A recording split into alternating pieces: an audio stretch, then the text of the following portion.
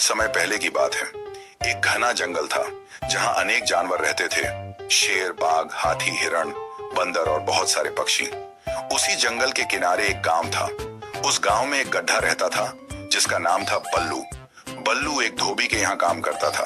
वह रोज गांव से नदी तक कपड़े लाद कर ले जाता और फिर धोकर वापस लाता। बल्लू मेहनती था, लेकिन उसे अपनी जिंदगी उबाऊ लगती थी। धोबी कभी उसे ढंग से खाना नहीं देता था और दिन भर बोझा उठवाता था। एक दिन वह जंगल के किनारे चल रहा था। तभी उसकी मुलाकात एक चालाक लोमड़ी से हुई जिसका नाम था चिंकी। चिंकी ने बल्लू से पूछा, क्यों गधे भाई, उदास क्यों हो?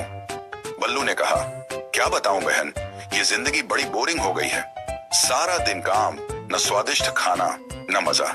चिंकी मुस्कुराई और बोली, अगर तुम मेरी बात मानो तो हम दोनों मिलकर मजे की जिंदगी जी सकते हैं। बल्लू थोड़ा चौंका और पूछा, कैसे? चिंकी ने चालाकी से जवाब दिया, रोज रात को हम गांव के खेतों में घुस जाएंगे और ताजी सब्जियां, फल खाएंगे। न मालिक की डांट, न कोई चिंता, बस शांति से खाना और मौज करना। गधे को यह विचार बहुत अच्छा लगा। उसे पहली बार लगा कि कोई है जो उसकी चिंता करता है।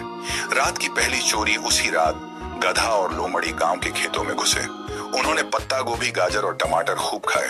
बल्लू को मजा आ गया।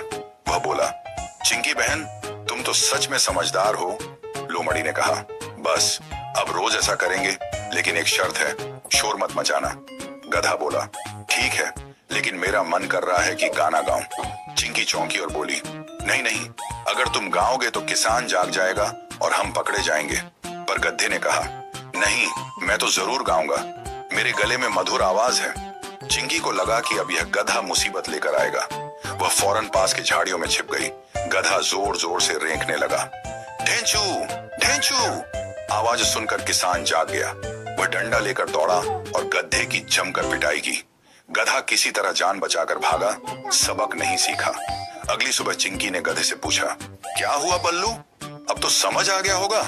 गधा बोला, हाँ, लेकिन किसान ने सिर्फ इसलिए मारा क्योंकि मेरी आवाज बहुत सुंदर थी। वो जल गया होगा। लोमड़ी ने माथा पीट लिया और बोली, तुम्हारे बस का नहीं है ये चोरी बोरी। लेकिन गधे को मजा आ गया था। कुछ दिन बाद वह फिर चिंकी के साथ खेतों में गया।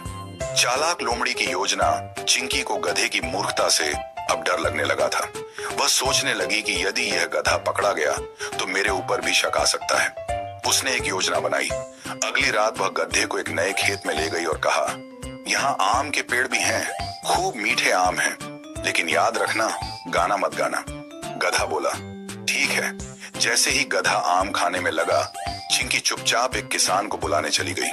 किसान को बता दिया कि उसकी बगिया में एक जानवर घुसा है। किसान डंडा लेकर आया और गधे पर टूट पड़ा। गधा दोबारा मारा गया और दर्द से चिल्लाता रहा। इस बार गधा समझ गया कि उसके साथ धोखा हुआ है, पर वह लोमड़ी का कुछ नहीं कर पाया क्योंकि चिंकी दूर झाड़ियों में हंस रही थी। गधे की समझदारी पिटाई के बाद गधा कई दिन तक बीमार रहा। उस दौरान उसने सोचा कि वह लोमड़ी की बातों में आकर मूर्ख बन गया। उसे चोरी नहीं करनी चाहिए थी। वह लौटकर फिर से अपने मालिक के पास चला गया और ईमानदारी से काम करने लगा।